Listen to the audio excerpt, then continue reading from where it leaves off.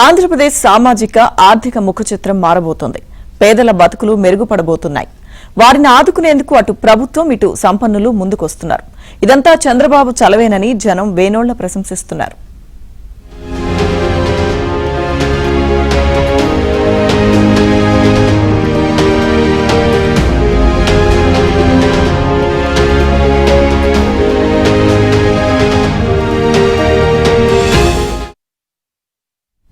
ప్రతి గ్రామంలోనూ ధనవంతులుంటారు. కడు పేదరికంలో మగ్గుతూ అష్టకష్టాలు పడేవారు ఉంటారు. ధనవంతులు పేద కుటుంబాలను దత్తత తీసుకుని వారికి మార్గదర్శిగా ఉండాలని చంద్రబాబు ప్రభుత్వం కోరుతుంది. వారికి అన్ని విధాలుగా సహాయ సహకారాలు, సలహాలు అందించి బంగారు కుటుంబంగా మార్చాలని ఏపీ ప్రభుత్వం మహోన్నత లక్ష్యానికి శ్రీకారం చుట్టింది. మార్గదర్శి బంగారు కుటుంబం P4 జీరో పావర్టీ పేరుతో పథకాన్ని అమలు చేస్తోంది. నెల్లూరు జిల్లా ఆత్మకూరు నియోజకవర్గంలో మొదటిగా ఆ పథకం ప్రారంభమైంది.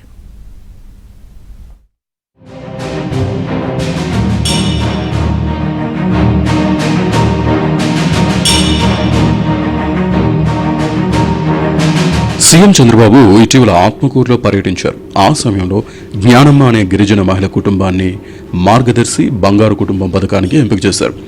చంద్రబాబు సూచనతో మంత్రి ఆనం రామనారాయణ రెడ్డి ప్రతిష్టాత్మకంగా ఆ పథకం అమలుకు కృషి చేస్తున్నారు.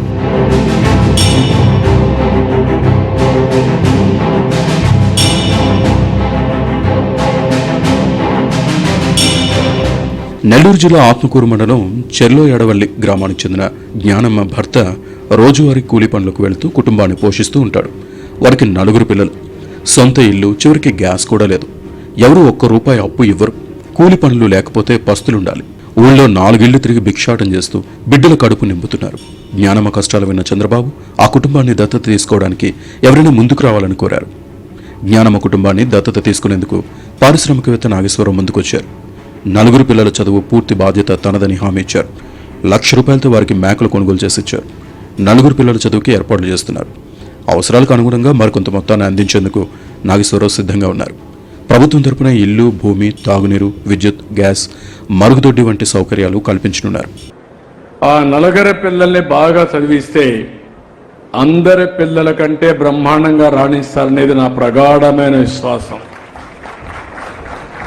అందుకే నేను ఈరోజు దీన్ని ఒక బంగారు కుటుంబంగా, ఒక మార్గదర్శి, ఇప్పుడే లేమంటున్నా, తమ్ముడు నువ్వేం చేస్తావు చెప్పు, ఎట్లా చేస్తావు చెప్పు, నీకు ఒక ఐడియా ఉంది, నువ్వు ఒక పరిశ్రమ పెట్టినప్పుడు ఆలోచించి పెట్టావు, ఇప్పుడు ఏం చేయగలుగుతావు, ఈ కుటుంబాన్ని ఎట్లా బాగు చేస్తావు, ఇల్లు అంటావా నేను కట్టిస్తా, అది నా బాధ్యత, కలెక్టర్కి ఆదేశాలు ఇస్తున్నా, ఇంటి జాగా ఇప్పించి ఎక్కడైతే మనం అందరూ ఉన్నారో ఇమ్మీడియట్ గా ఇల్లు కట్టించే బాధ్యత మీది, ఆ ఇల్లు కట్టించే బాధ్యత నాది. నీళ్లు ఇస్తా, ఇల్లు ఇస్తా, కరెంట్ ఇస్తా, టాయిలెట్ ఇస్తా, గ్యాస్ ఇస్తా, అన్ని వస్తువులు కల్పిస్తా. భరోసా కావాలి. ఆ భరోసా తప్పకుండా నేను అవుతాను సార్. ఆ భరోసాది నెక్స్ట్ ఏం కావాలి? ఫర్ ఎగ్జాంపుల్ గవర్నమెంట్ పథకాలు సార్ చెప్పినట్టు చాలా వస్తున్నా కూడా రావట్లేదు. రావడానికి కొన్ని కారణాలు ఉండొచ్చు. ఆ కారణాలకి ఏమేమైనా వెతికి ఫస్ట్ మీకు కావాల్సినవన్నీ చేస్తాము. Number 2 education. వాళ్ళకున్న ఒకే హోపు పైకి పోవడానికి కావాల్సింది ఎడ్యుకేషన్. ఎడ్యుకేషన్కి సంబంధించి మనకి ఈరోజు చాలా మంచి మోడల్ స్కూల్స్ కానీ, KGB, కస్తూర్బా స్కూల్ కానీ చాలా ఉన్నాయి. ఏం కావాలో అవన్నీ తీసుకుని ఫస్ట్ నేను ఎడ్యుకేషన్గా వాళ్ళ 4 నేను టేకప్ చేశాను సార్ ఇమ్మీడియట్గా. 2 పనులు చేయండి. 4 చూశాను. ఒక్కొక్కరికి ₹1,00,000 నేను ఇన్సూరెన్స్ కింద డిపాజిట్ చేస్తా. పిల్లల 4 ₹4,00,000 ఇచ్చేసి డిపాజిట్ చేస్తా. మీరు చేయాల్సింది ఆ పిల్లలకి ఇల్లు కట్టించే బాధ్యత అవన్నీ మేము చేసేస్తాం. మీరు అక్కడి నుంచి వాళ్ళ ఇద్దరికి ఏం చేస్తే ఆదాయం పెరుగుతుంది, 4 పిల్లల్ని ప్రభుత్వం ఇచ్చే కార్యక్రమాలు తీసుకొని 2 యాడ్ చేసి ఏ విధంగా మీరు వాళ్ళ పైకి తీసుకొస్తారు, నర్చర్ చేసి, హ్యాండ్ హోల్డింగ్ చేసి, అవసరమై చదివించి, మీ పిల్లలు ఎట్లయితే పైకి వస్తారో ఈ పిల్లలను కూడా అదే మాదిరిగా పైకి తీసుకొచ్చి మీరు నిరూపించుకోవాల్సిందిగా నేను మిమ్మల్ని కోరుతున్నా. గ్రామాల్లో 6 ఏళ్ల కిందటి వరకు కులాలు, మతాల విభేదాలు ఉండేవి కావు. చాలా మటుకు గ్రామాల్లో అందరూ కలిసి ఉండేవారు. ఒకరినొకరు వరుసలతో పిలుచుకునేవారు. ఎవరికైనా కష్టం వస్తే ఊరూరంతా ఏకమయ్యేవారు. అప్పటికప్పుడు తలా ₹10 వేసి ఆర్థికంగా ఆదుకునేవారు. ప్రతి ఒక్కరికి నా ఊరే నా వెంట ఉందనే ధైర్యం ఉండేది. ఇప్పటికీ చాలా గ్రామాల్లో ఇదే సంస్కృతి కొనసాగుతుంది. చదువుకున్న వారి సంఖ్య పెరుగుతున్న ప్రస్తుత తరుణంలో మావాళ్ళు మీవాళ్ళు అంటూ కులాలు మతాల ప్రస్తావన తెస్తున్నారు. దానికి విరుగుడుగా కూటమి ప్రభుత్వం చేపట్టిన మార్గదర్శి బంగారు కుటుంబం పథకం ప్రతి ఒక్కరిలో నేను, నా కుటుంబం, నా ఊరు అనే భావాన్ని తట్టిలేపుతుంది. ఎప్పుడో పండక్కో పబ్బానికో ఊరికి వచ్చిపోయే ధనవంతుల ఆలోచనలోనూ మార్పులు వస్తున్నాయి. మనము కొన్ని కుటుంబాలని బంగారు కుటుంబాలుగా మార్చితే కొన్ని తరాల పాటు ప్రయోజనం ఉంటుందని భావిస్తున్నారు. మరోవైపు పలు పెద్ద కంపెనీలు తమ సిఎస్ఆర్ ఫండ్స్ ని ఇలా కుటుంబాలు బాగు చేయాలని భావిస్తున్నాయి. చంద్రబాబు పిలుపుతో మంత్రి నారాయణ కుమార్తెలు డాక్టర్ సింధు, శరణి కలిసి 10 కుటుంబాలను దత్తత తీసుకునేందుకు సిద్ధమయ్యారు. మెగా సంస్థ ఓ మండలంలోని కడుబీద కుటుంబాలకు మార్గదర్శిగా నిలిచేందుకు సర్వే చేస్తుంది. టాటా వంటి అతిపెద్ద సంస్థలు P4 పై సమాలోచనలు చేస్తున్నాయి.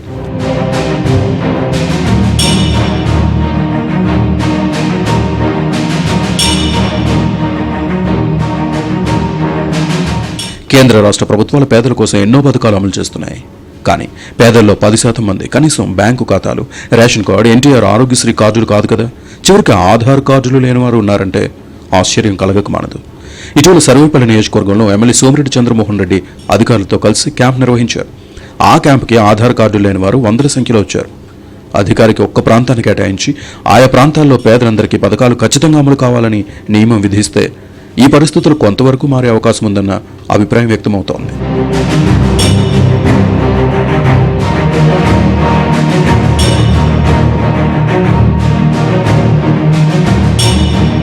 చంద్రబాబు గతంలో చేపట్టిన జన్మభూమి పథకం విజయవంతమైంది. గ్రామస్తుల విరాళాలు, ప్రభుత్వ నిధులతో ఎన్నో అభివృద్ధి కార్యక్రమాలు జరిగాయి. చంద్రబాబు పిలుపుతో ఊళ్ళకి ఊళ్ళు పలుగు పారులు చేతబట్టి కదిలాయి. ఊరి కోసం శ్రమదానం చేసి ఉబ్బి తబ్బిబ్బైన వారు ఉన్నారు. ఇప్పుడు మళ్లీ అదే రీతిన ఊళ్ళని ఏకం చేసి పేదరికాన్ని తరిమికొట్టాలనే ఆకాంక్షతో P4 పథకాన్ని ప్రవేశపెట్టారు. బంగారు కుటుంబానికి చెందిన జ్ఞానాంబ కోసం మార్గదర్శి కుటుంబం అయిన నాగేశ్వరరావు గారు వారి జీవనోపాధి అయిన మేకల పెంపకం కోసం 1 లక్ష రూపాయలు కేటాయించడం జరిగింది. అందులో భాగంగా మనకి జ్ఞానాంబ కుటుంబానికి హౌసింగ్ శాంక్షన్ కూడా గవర్నమెంట్ చేయడం జరిగింది. అలాగే నరేగాలో జాబ్ కార్డు కూడా ఇవ్వడం జరిగింది. తర్వాత వాళ్ళ పిల్లల ఎడ్యుకేషన్ కొరకు ఒక వాలంటరీ టీచర్ కాన్సెప్ట్ ని కూడా ఐడెంటిఫై చేయడం జరిగింది. జ్ఞానమ్మ, మా ఆయన పేరు సుబ్రహ్మణ్యం సార్. నాకు 4 పిల్లలు. ముఖ్యమంత్రి చంద్రబాబు నాయుడు గారు చేసినది మాకు బాగానే మేలే జరిగింది సార్. మమ్మల్ని ఎక్కడో ఉండాల్సిన వాళ్ళని స్థాయికి తీసుకొచ్చిందంటే సార్ ఎన్ని జన్మలు ఎత్తిన సార్ రుణం తీర్చుకోలేనే మేము.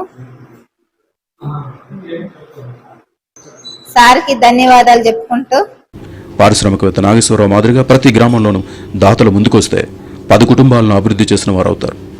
సొంతూరు వారికి మేలు చేసి పుట్టిన గడ్డకు రుణం తీర్చుకున్న వారు అవుతారు. అదే జరిగితే అసమానతలు లేని సమాజం ఏర్పడడం ఖాయం.